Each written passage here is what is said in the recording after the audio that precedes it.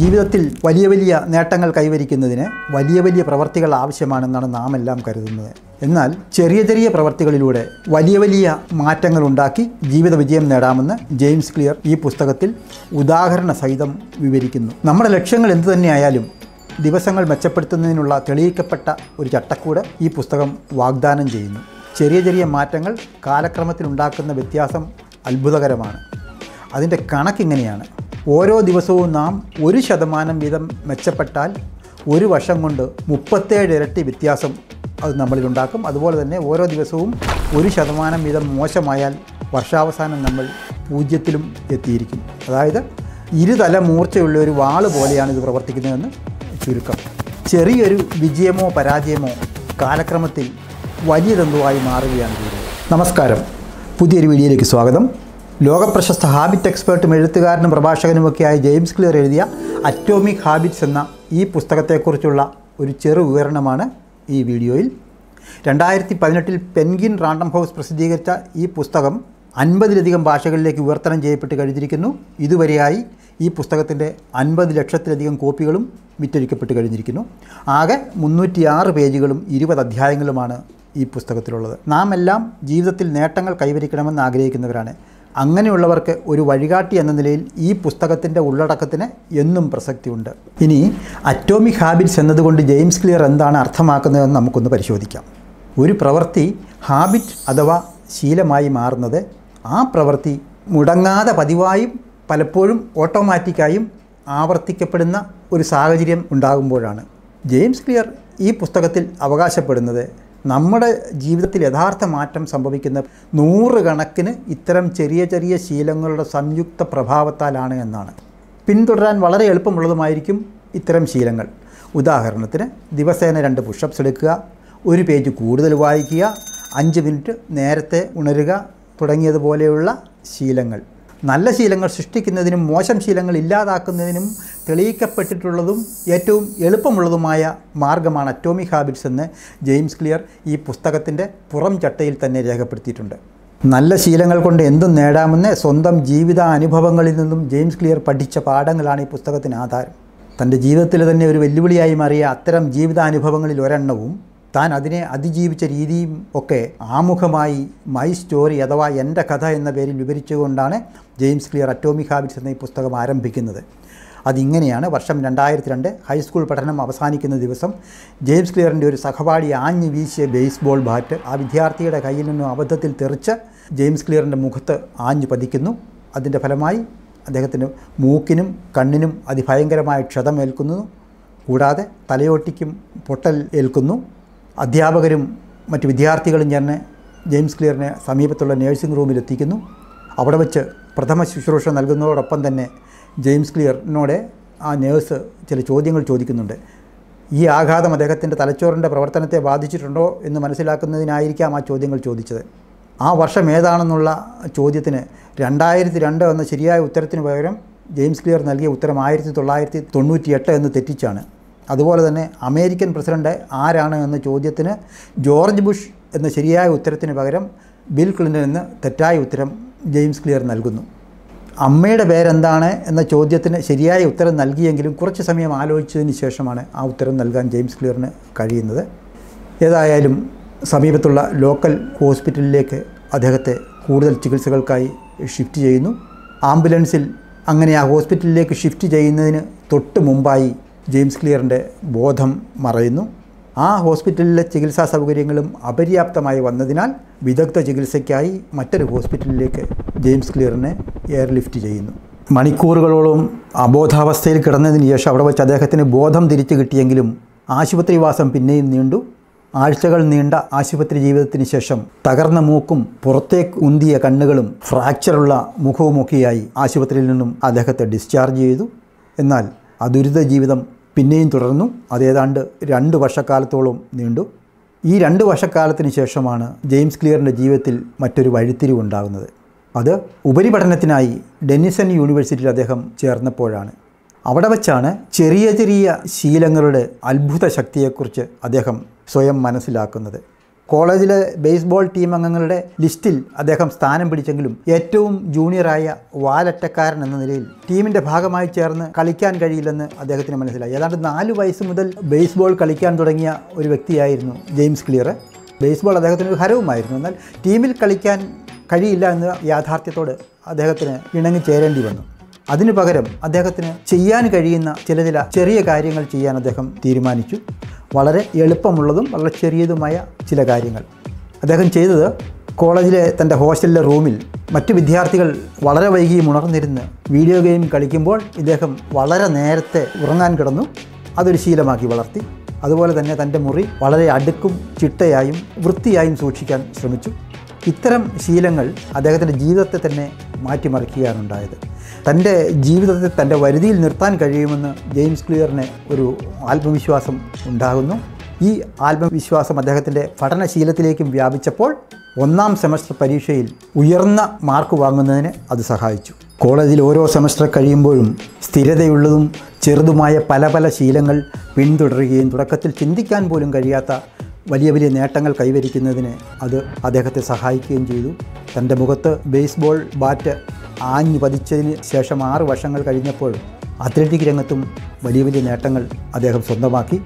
ഈ അനുഭവത്തെക്കുറിച്ച് James clear പറയുന്നത്, തൻ്റെ കഴിവുകളെ പൂർണ്ണമായി കണ്ടെത്താൻ ആ അനുഭവം സഹായിച്ചതുകൊണ്ടാണ് തനിക്ക് ഈ നേട്ടങ്ങളെല്ലാം സ്വന്തമാക്കാൻ കഴിഞ്ഞത് എന്നാണ്. ഈ പുസ്തകത്തിൻ്റെ വായനക്കാർക്കും തങ്ങളുടെ കഴിവുകളെ പൂർണ്ണമായി കണ്ടെത്തി ജീവിത വിജയം നേടാൻ ഇതിൻ്റെ വായന സഹായിക്കുമെന്നൊരു പ്രത്യാശയും ജെയിംസ് ക്ലിയർ ഈ പുസ്തകത്തിൽ പ്രകടിപ്പിക്കുന്നുണ്ട്. നാം എല്ലാം ജീവിതത്തിൽ പല വെല്ലുവിളികളെയും അഭിമുഖീകരിക്കും. അത്തരം ഒരു വെല്ലുവിളിയായിരുന്നു ജെയിംസ് ക്ലിയറിന് സംഭവിച്ച അപകടം. ആ അപകടത്തിൽ നിന്നും അദ്ദേഹം പഠിച്ച പ്രധാന പാഠം, തുടക്കത്തിൽ ചെറുതും അപ്രധാനവുമെന്ന് തോന്നുന്ന പല ചെറിയ മാറ്റങ്ങൾ ഒന്നിച്ചു ചേർന്ന് ഒരു വലിയ മാറ്റമായി അത് രൂപാന്തരപ്പെടും.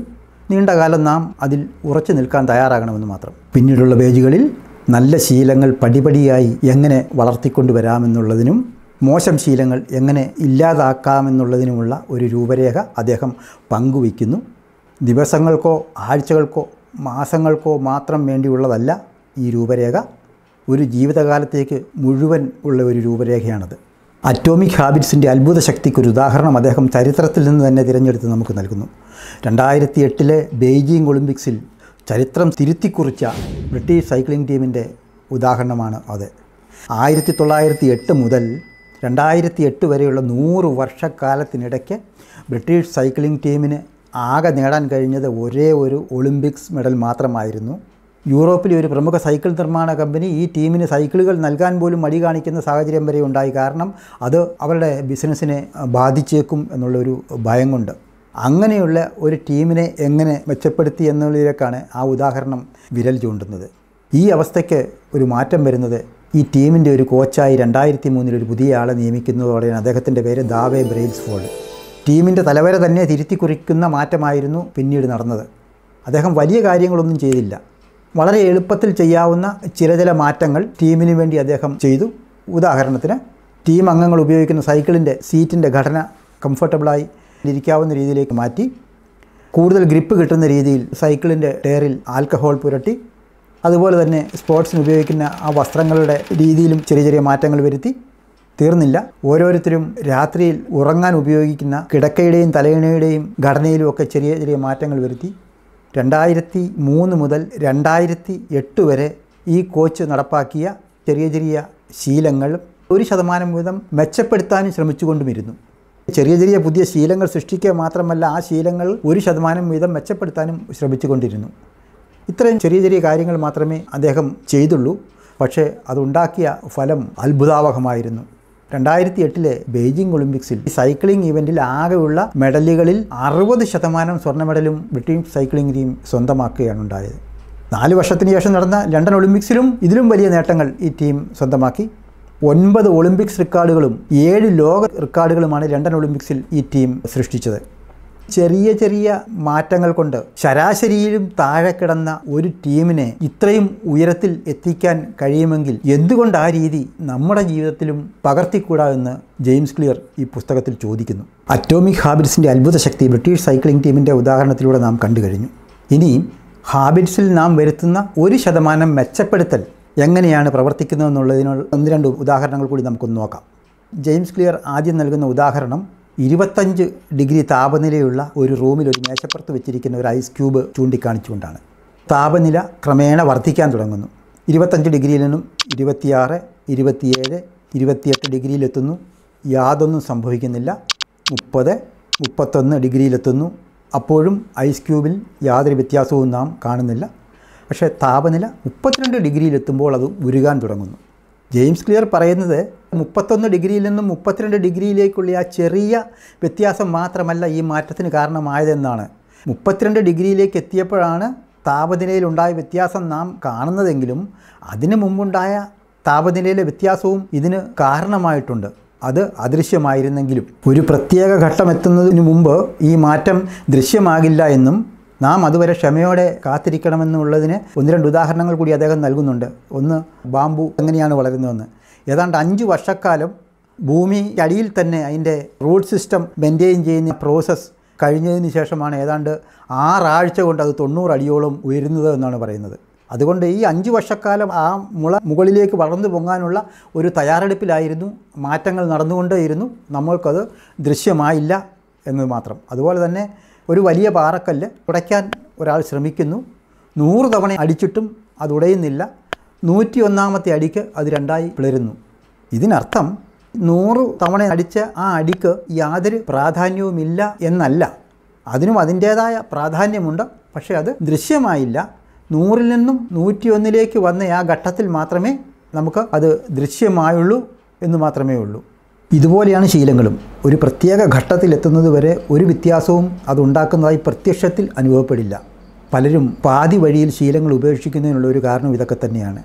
കഠിന പ്രയത്നം നടത്തിയിട്ടും വിജയം കൈവരിക്കാൻ കഴിയുന്നില്ല എന്ന് പരാതി പറയുന്നത് 25 ഡിഗ്രി മുതൽ 31 ഡിഗ്രി വരെ താപനില ഉയർത്തിയിട്ടും ഐസ് ക്യൂബ് ഉരുകിയില്ല എന്ന് പറയുന്നതിന് തുല്യമാണ്. നിങ്ങളുടെ പ്രയത്നം വൃഥാവിലായിട്ടില്ല. അത് അദൃശ്യമായി സ്റ്റോർ ചെയ്യപ്പെട്ടുകൊണ്ടിരിക്കുകയാണ്. 32 ഡിഗ്രി താപനിലയ്ക്ക് തുല്യമായ സ്റ്റേജിൽ നിങ്ങളുടെ പ്രയത്നം എത്തുമ്പോൾ അത് ഫലം കണ്ടു തുടങ്ങും. അതുകൊണ്ട് പ്രയത്നം തുടരുക, ഫലം താനേ വന്നുകൊള്ളും. ശീലങ്ങൾ രൂപപ്പെടുന്നത് ക്യൂ, ക്രാവിംഗ്, റെസ്പോൺസ്, റിവാർഡ് എന്നീ 4 സ്റ്റേജുകളിലൂടെയാണെന്ന് ജെയിംസ് ക്ലിയർ ഈ പുസ്തകത്തിൽ പറയുന്നു. ഈ 4 സ്റ്റേജുകൾ യഥാർത്ഥ ജീവിതത്തിൽ എങ്ങനെയാണ് പ്രവർത്തിക്കുന്നതെന്ന് ഇനി നമുക്കൊന്ന് പരിശോധിക്കാം. അതിന് അദ്ദേഹം ഈ പുസ്തകത്തിൽ നൽകിയിട്ടുള്ള ഒരു ഉദാഹരണം തന്നെ നമുക്കെടുക്കാം. നമ്മുടെ ഫോണിൽ ഒരു ടെക്സ്റ്റ് മെസ്സേജ് വന്നതായി ഒരു സൂചന ലഭിക്കുന്നു. ഇതാണ് ഈ ഉദാഹരണത്തിൽ ക്യൂ. ഈ ക്യൂ അതിൻ്റെ ഉള്ളടക്കം എന്താണെന്ന് അറിയുന്നതിനുള്ള ഒരു ആഗ്രഹം നമ്മളിൽ ജനിപ്പിക്കുന്നു. ഇതാണ് ഇവിടെ ക്രാവിംഗ്. ഇതിനോട് നമ്മൾ എങ്ങനെയാണ് പ്രതികരിക്കുക? ഫോൺ എടുത്ത് ആ ടെക്സ്റ്റ് മെസ്സേജിൻ്റെ ഉള്ളടക്കം വായിച്ചുകൊണ്ട്. അതാണ് റെസ്പോൺസ് എന്നതുകൊണ്ട് ഉദ്ദേശിക്കുന്നത്. ഈ റെസ്പോൺസിന് ശേഷം നമ്മൾക്ക് ലഭിക്കുന്നത് എന്താണ്? റിവാർഡ്. ഉള്ളടക്കം എന്താണെന്നറിയുവാനുള്ള നമ്മളുടെ ആ ക്രാവിംഗ് ഇവിടെ സഫലീകരിക്കുകയാണ്. അതാണ് റിവാർഡ് എന്ന ഈ 4ാമത്തെ സ്റ്റേജ് കൊണ്ട് ഉദ്ദേശിക്കുന്നത്.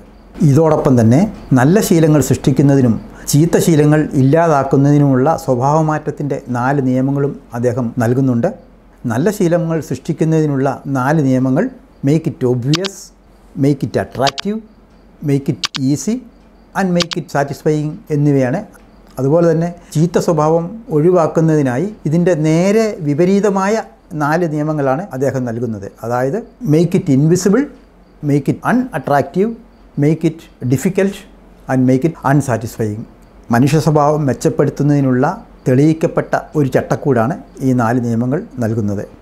ആകെ 20 അധ്യായങ്ങളുള്ള ഈ പുസ്തകത്തിലെ 14 അധ്യായങ്ങളും ഈ 4 നിയമങ്ങൾ വിശദീകരിക്കുന്നതിനാണ് അദ്ദേഹം ഉപയോഗിച്ചിട്ടുള്ളത്. അതുകൊണ്ട് അത് വിശദമായി ഈ വീഡിയോയിൽ ഉൾപ്പെടുത്തുന്നതിന് പരിമിതിയുണ്ട്. താല്പര്യമുള്ളവർ ആ 4 നിയമങ്ങളും പുസ്തകത്തിൽ നിന്ന് തന്നെ നേരിട്ട് വായിച്ചാൽ അതൊരു നഷ്ടമായിരിക്കില്ല എന്ന് ഞാൻ ഉറപ്പ് തരുന്നു.